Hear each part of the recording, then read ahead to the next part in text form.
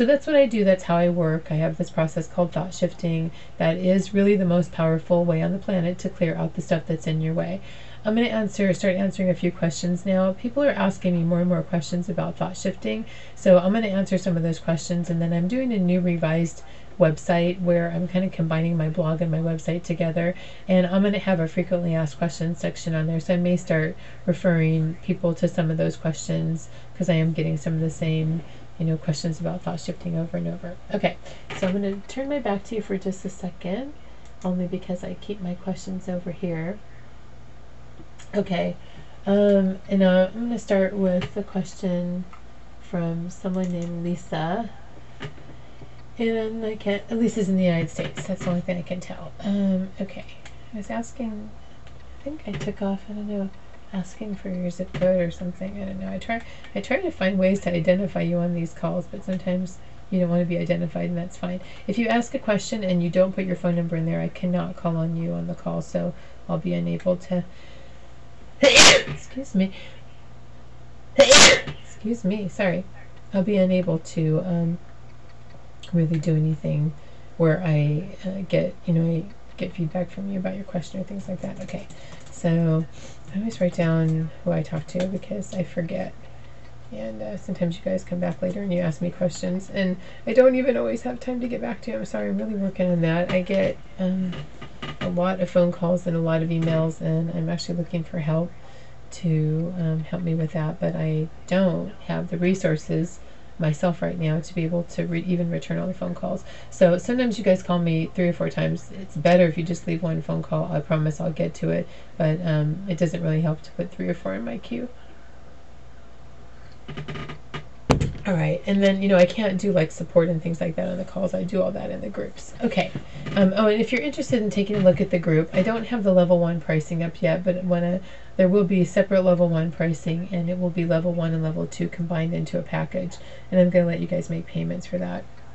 And it's pamragland.com/level 2, LEVEL, and then the number 2. Okay, so all right, let's see. I'm answering Lisa's question, and she's in the United States, and she's asking, this is not really a question about her, she's asking, do you think a person has to have conscious awareness of blocks?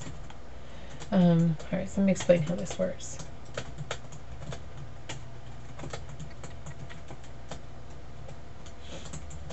Just writing the question down. With most traditional systems, yes, this is the case because they require that you identify the issue in order to use their system. Whether it's, there's a lot of different systems out there. There's like 400 different modalities of different things. Some things are helping you identify them. A few things are helping you clear them. Some of the things that help clear are things like EFT, release method, Sedona method. Those all work on the emotional end of the spectrum. So remember when I said that we have associations. So the most major associations is that we have a thought and emotion, and those get connected together with a neural pathway. And you may have a few other senses in there, like vision, what you see, vision with your eyes, and the smell and the sound and things like that, the touch. You may have a few other things in there, but typically those are the most powerful, the 2 most powerful, okay? So there's some that work like affirmations and visualizations on the thought end of the spectrum. The others work on the emotional end of the spectrum. In all cases, they're working individually. They're not wiping out a chunk of negativity. So part of the reason why you can even use some of these systems to clear it, but it's going to immediately come back, because if you have 3.5 million negative thought clusters, all right, and then you get rid of one, the way that your subconscious works is it's always trying to find a match for what's there. So it says, oh, this person has this idea that I should work hard to make money. Let me go out and attract more circumstances and attract more thoughts about that, and it just pulls more stuff right back in. So the only way to really, really make a difference in getting rid of stuff that doesn't come back is to wipe out this huge chunk so that your subconscious cannot attract it back faster than you can stop it. You have to wipe out a huge chunk so you can be more consciously aware of what's going on. And that's why I mainly am teaching people about being more conscious and what it's like to live in that space, what it's like to recognize the negativity, what you need to do to keep from bringing it back. and all that kind of thing, how to live in that space where your thoughts are more powerful, because you have to understand that in order to keep from bringing it back. So that's what I do. So for most systems, you do have to have a conscious awareness of your blocks. Working with me, you don't. I'm able to identify them. Now, as I started to say, on these, I'll be answering your questions, your specific questions about what's in your way, right? Some of the questions, a lot of the questions are about that, because that's what people want to know. Your own personal support. But what happens is when I actually shift you, I don't really need to know. So when you come to me, you fill out some assessments. I ask you what it is that you want to work on, and I shift you in whatever is in your highest good. So what that means is that your subconscious, whatever is the root cause of that issue, is what I shift. So it may look nothing like the original issue. You may have a symptom over here. So it's like if you go to the doctor and you have a cough. You could have a cold or you could have lung cancer. There's two different root causes of the same symptom. So what you're bringing to me when you ask me these questions is you're bringing me symptoms. And what I'm doing is I'm going to the root cause like a doctor, which is kind of ironic because I was going to be a doctor.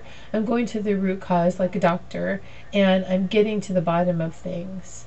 And I'm shifting it from that point forward. I'm erasing it.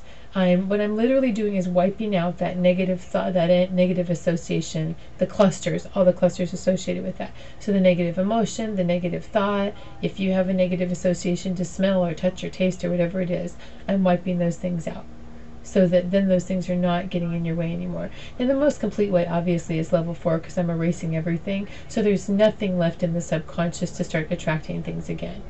Then you just have to consciously learn how to use it. But your thoughts become so much more powerful. I have found for most people it's helpful to really step through the process and get shifted, get used to having a big chunk on, and then go to the next level, get used to that, and then erase it all, so you don't become a danger to yourself and other people because your thoughts are now so powerful. So when you talk about these things like the law of attraction and manifesting and like the secret and all that, that's what you're doing. There is such a thing as the law of attraction. You are attracting, but the question is, what are you putting out for what you're getting back? Okay.